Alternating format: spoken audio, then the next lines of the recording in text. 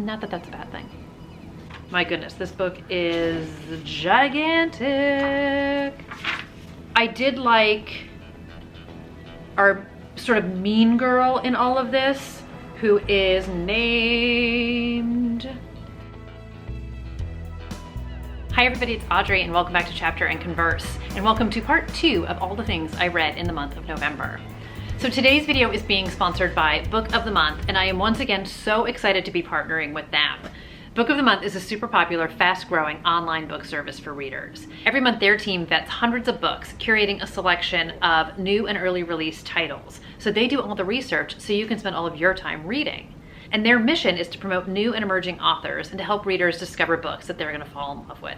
So I definitely feel like whatever kind of book you're interested in or that you gravitate to, there's something for everyone every month. And again, it's a great way to discover new writers. So Book of the Month only ships to the US, but it is a risk-free service. So if one month you see that there isn't a book that strikes your fancy, you can skip that month and you won't be charged. From a pricing standpoint, you're going to find the best price for new hardcover fiction out there. And for the month of December, they're actually doing a special promotion for new members where you can get your first book for only $5 using the code JOLLY.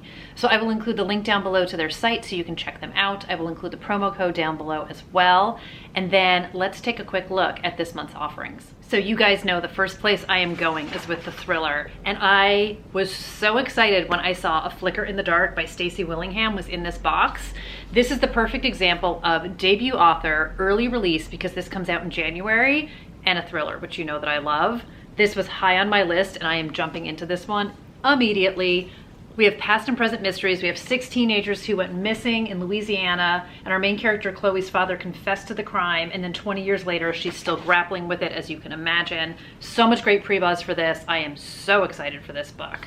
We have a taste of contemporary with some holiday theme to it. So this is The Holiday Swap by Maggie Knox. This has 2 twin sisters sort of stuck in ruts in their life and switching places. And then another one that I'm really excited about is by Shea Ernshaw. I have not read a Shea Ernshaw book, so again, another great example of being able to discover an author who has a backlist, but who is new to me. And this is more on the fantasy end of things, which I am very excited about and excited to get into this book. And then we also have a memoir. So we have Somebody's Daughter by Ashley C. Ford. So I love the mix of fiction and nonfiction as a choice. And then we also have another debut. This is Olga Dies Dreaming by Xochitl Gonzales. This takes place back in 2017, and this is around Hurricane Maria. So we have a woman who is a wedding planner, and it says she's grappling with her social ambitions, absent mother, and Puerto Rican roots. So very intrigued, another debut novelist. I've had such great luck with debut novelists this year. And then the last one they have for this month is John Green's The Anthropocene Reviewed. So these are actually essays that are expanded upon a podcast that he has. So this is an add-on for this month, but if you are a new member and you use that code JOLLY, you can actually pick this as your selection of the month. So again, a great variety of authors, of books, debut, different genres. There's something for everyone in here. So one more time, I have all the information linked down below if you guys want to check it out. And thank you again to Book of the Month for sponsoring today's video. So it was National Novel Writing Month in November, and I did read some books about writing. So I really need to read more books about writing. I collect writing books the way that I collect book books, and I don't read them the way I don't read the book books. And I need to, because whether it's instructional or it's motivational, and different books sort of serve you at different points in the creative process. But I picked up, the first one is The War of Art, and this is by Stephen Pressfield. So sort of the rest of the title is Break Through the Blocks and Win Your Inner Creative Battles. So this isn't just writing specific. I feel like anybody creative, and I'm sorry, this is like whited out and super white here. I talked about this in another video too, but this is very short, little, it's gonna be all whited out, vignettes. Like some of them are like a paragraph long, but it's motivation, it's encouraging words, it's reality check, and it's just easily to consume. It's the kind of book you can dip in and out of, which is exactly what I did. It's not long at all, and I just really loved the takeaways from this book, and I felt motivated by it, and I related to a lot of it. So it's just sort of when you're resisting when you're procrastinating, and it's just, again, like little life nuggets. And again, I say this with every self-help book. I feel like a lot of it is stuff you already know, but packaged in a different way to make it hit home. So this is the kind of book that I'll go back to. There's just so many good nuggets in it. So one of it, he's talking about when he's writing and being with his characters, and he says, there are soulmates, our lovers, our best friends, even the villains, especially the villains, which I love. So it's stuff about your writing, it's stuff about whatever kind of art it is you're creating. So it's, again, it's not writing specific, but it talks about the chaos, it talks about things that get in your way, it talks about showing up for yourself and showing up for your work. And I thought it was great. So again, a great little short novel. And it's not a novel, it's a nonfiction book, but I highly recommend it for anyone who's creative, who's just looking for a little bit of motivation or maybe a little bit of inspiration. And like I said, definitely one you can go in and out of and keep revisiting. So that's that. And then the second writing book I read, which I started a long time ago, and I have also dipped in and out of many times over the years, but I'm considering it read at this point, and it's Save the Cat Writes a Novel by Jessica Brody. So this is the novelized version of the original Save the Cat by Blake Snyder, which was for screenwriting. I read through kind of all of the beat sheet stuff, and then it breaks it down into depending on what kind of book you're writing. So I read the Why Done It chapter, obviously, because I'm writing a thriller, and it breaks down, in this case, Girl on the Train. So I really enjoyed it. I thought it was well done.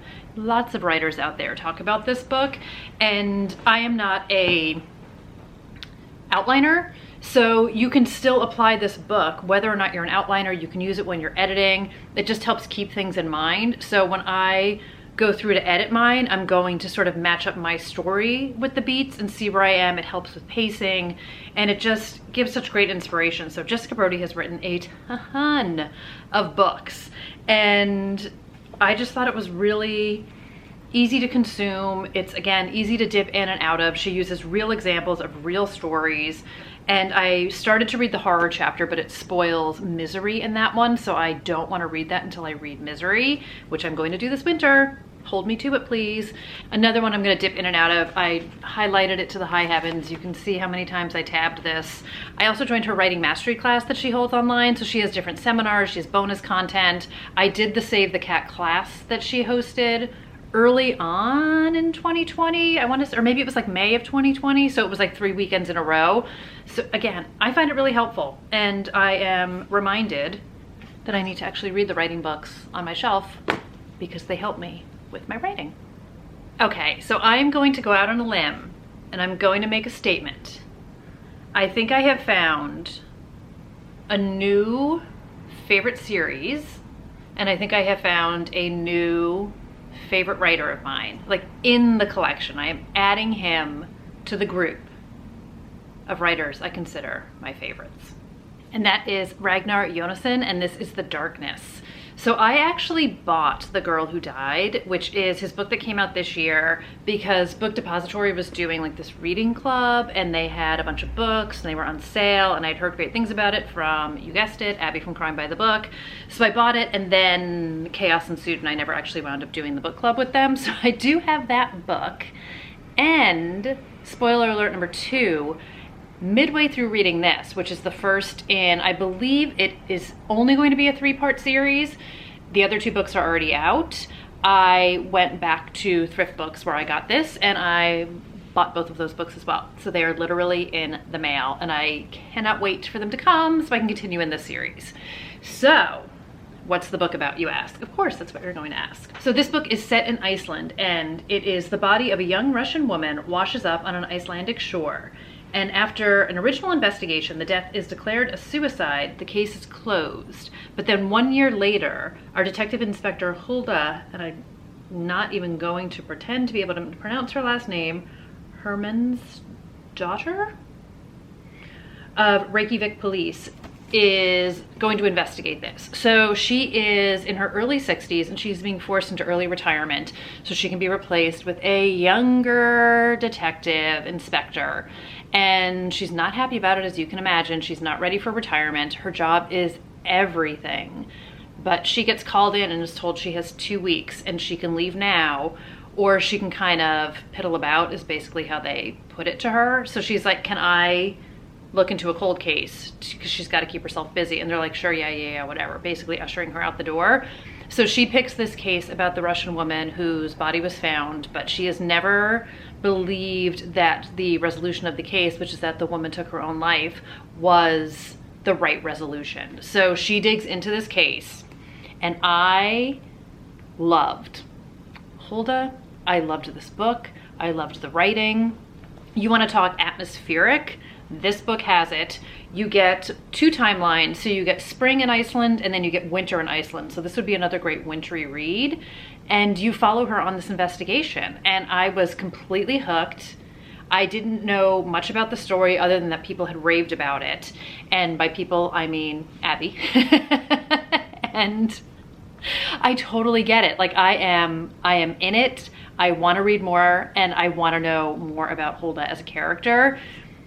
This book took me completely by surprise on all levels. So it's a great detective procedural, and if that's your thing, I highly recommend it. And if you're looking for a new procedural to get into, and again, there's 3 books in the series, I am confident in saying that's all it's ever going to be, but I also feel like never say never. But right now 3 books are out in the series, so this is the first, and I just think he's an incredible writer. I don't know why I have not dove down his collection further. He has so many books, and he also, I want to get this right too, he has, from the age of 17, translated 14 of Agatha Christie's novels. So how amazing is that? This was just absolutely such a great read, and I feel like so much of what I enjoyed about Olga on a personal level is her struggle with being forced into this early retirement. And again, her job is everything, and the feeling of being made obsolete, and what is she going to do with her life now? And she doesn't know how to function without this job.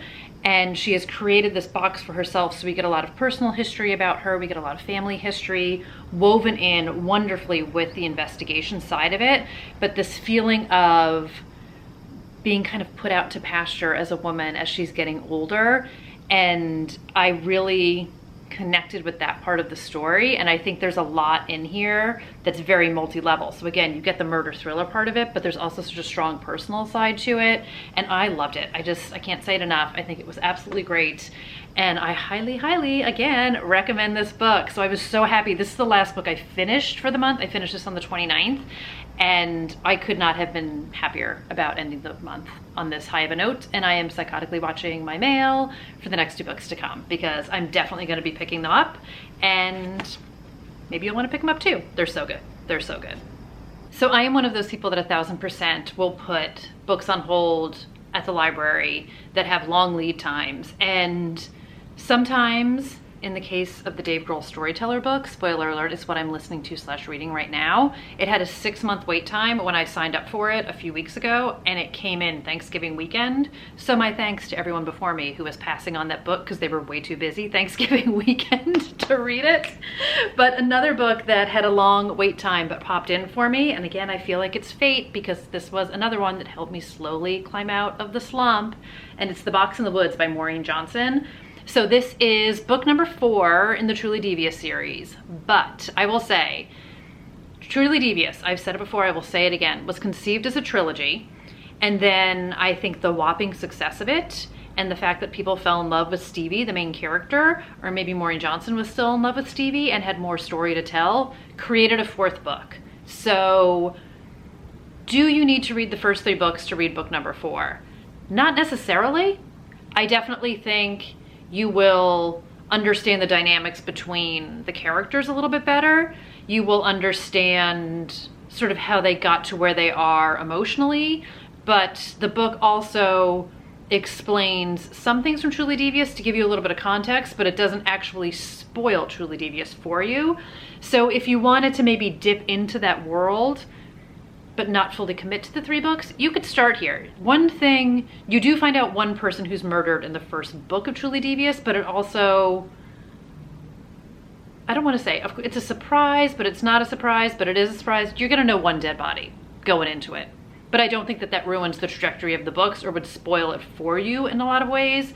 But anyway, if you want to sample her writing. So this book takes place, it's like a few months after Truly Devious ends, and it's summertime, and Stevie Bell, who is our heroine. She is our investigator. She's our true crime fanatic, our Agatha Christie fanatic, who solved the decades old case of Truly Devious, is invited to come to this summer camp where in the 90s, in the 70s, read your synopsis, Audrey. In 1978, 4 camp counselors were killed in the woods and the murder was never solved. So the person who currently owns the camp, invites Stevie to come up and to help figure out what happened, because she is a super sleuth. And to sort of sweeten the deal, he's like, if you want to invite a couple of your friends, like if that makes you feel more comfortable, go do that too. So sure enough, a couple of her friends from Willingham Academy and Truly Devious come, and they embark on the investigation of what happened. So we've got a mystery in the past and a mystery in the present. We have some baggage, we have some secrets, we have some small town vibes. We have people who are not totally jazzed that they're sniffing around and looking into this case. We have people who are super willing to talk about it and are happy to get some eyes and ears on this case. And I thoroughly enjoyed this book. Did it blow my mind? No. Was it a well-done audiobook that helped to get me out of my slump, that was a comfort zone of being with characters that I know and love? Absolutely. I totally enjoyed this book, and I have gone so far as to go back and borrow the audiobook of Truly Devious from my library. I did this last year. I originally reread the Charlotte Holmes Jamie Watson series, and the end of last year, I don't know why, I felt the need to just do it all over again, and I did the audiobooks in the month of December last year, and I think I'm gonna do that with Truly Devious this year. It's like a good palate cleanser. They're smart, they're witty, they're well crafted. I have not reread them since I finished book 3 and I know that whole mystery. So I'm interested to go back, and I talked about this in my rereads video. If you guys haven't seen or watched that one, I will link that for you too. I love a reread, especially when I know the ending. So from a writer head on, can go back in and sort of look for clues. And then from a reader perspective, I just absolutely love these characters in these books. So I'm excited to do that again. But I'm so happy I got to listen to The Box in the Woods. And again, one step closer of getting out of that slump. In the spirit of nonfiction November, I also read a non-writing nonfiction book, and I finally read Untamed by Glennon Doyle. So I wound up doing the audiobook of this, which is what I wanted to do and which is how I like to consume a lot of my nonfiction books. Glennon Doyle herself narrates it, which I think brings this book to a whole other level. So I did follow along. I did dog ear a bunch of stuff in it. There's a couple tabs and things like that too. But I was doing a bit of a listen along, read along, because there's so many great passages and quotes and, again, things that really resonated with me. So on a completely different way than this, but also similar, I feel like, with Holda's journey. There's a lot of really interesting commentary, observations about getting older, about expectations of women, and I just thought it was so well done. And not every part of it connected with me, or I didn't connect with like every part of this story, but there were so many parts of this. I was laughing, I was full on crying at certain parts. I tend to listen to audiobooks a lot when I go for walks, and there was definitely one night, and she was talking about when her grandmother passed away, and I was walking down the street, and thank goodness it was after daylight saving, so it was pitch black outside, because there were tears like running down my face. And I definitely would have been like, it's the wind, if I had come into any contact with any humans. But full-blown tears were coming down my face. And she talks about her daughters, and I mean, there were just so many beautiful parts to this, but it's also a lot of rallying cries and a lot of inspiration and a lot of things that I could relate to and things that I could understand. And sort of her mantra through the whole thing is, we do hard things. And she talks about her marriage and her divorce, and then her new marriage and her children and the transition of that. And I underlined so many parts of it. She talks about things that happened in her childhood. It's not told linearly, which I also like. So it's, again, these vignettes and how they connect with each other. And she talks about, you know, when she became famous and before she was famous. And I just really understand why so many people had raved about this book. And I mentioned this, I want to say, in my November like reading plans. It was either that or when I went through that basket of books, and I talked about how I listened to an interview between her and Sophia Bush on Sophia Bush's Work in Progress podcast, which PS is brilliant, and I just stumbled upon a Taylor Jenkins Reid one that I don't know how I missed, but it's great.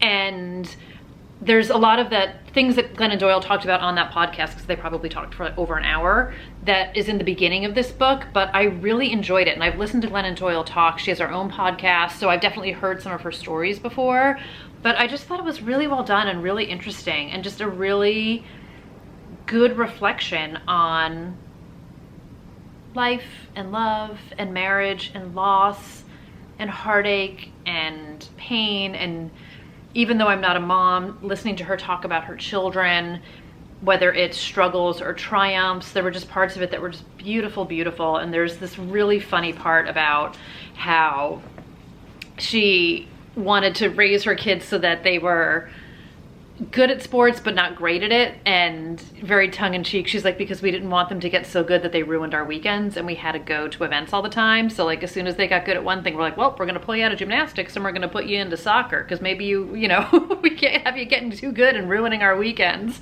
So I thought it was really funny, because I know a lot of friends who have kids who are super involved, whether it's basketball or soccer or swimming, and their weekends are literally devoted to this. Like, I have many friends who get up at 6 o'clock on like Saturday, Sunday morning to bring their kids to trainings, to events, to different things, and I just thought it was super funny. And then there is a great story about her daughter getting really good at soccer, but I just loved it. So if you're looking for a good, I hesitate to even call it self-help, but if you're looking for a good nonfiction book, I highly recommend the audiobook of this. And it's also, one of the things I love about books like this is if you're reading, and again, there's so many little vignettes, if you're reading one that doesn't hit home with you, you can also just skip it. So I listened to it start to finish, but it's great. And this is another one of those books, I said it before, I'll say it again, that I will revisit, that I will go back to. This is like a double dog-eared and underlined section. I mean, I kind of went berserk on this chapter called Feel, Feel It All, but I thought it was wonderful. She talks about her journey to sobriety. She talks about the struggles of it, and it's just great. It's just absolutely great. And I do feel like I need to make one of these most beautiful covers. I love the cover of this, and I have this gold sparkly nail polish that I am now motivated to put on, kind of because of this book and kind of because of the holidays, but I thought it was great. So that's gonna do it for part 2 and the final count of all the books that I read in the month of November. So let me know if you guys have read any of these. What was your best of the month? What was your worst of the month? Let me know anything you want to let me know down below. And thank you again to Book of the Month for sponsoring today's video. I was so excited to be able to partner with them again, and I am so excited to dive into Flicker in the Dark. So I will let you guys know what I think about that one when I do read it. So until then, and until the next video, thank you guys again for hanging out today and for spending some of your time with me. Take care, everybody, and I will see you soon. Bye, guys.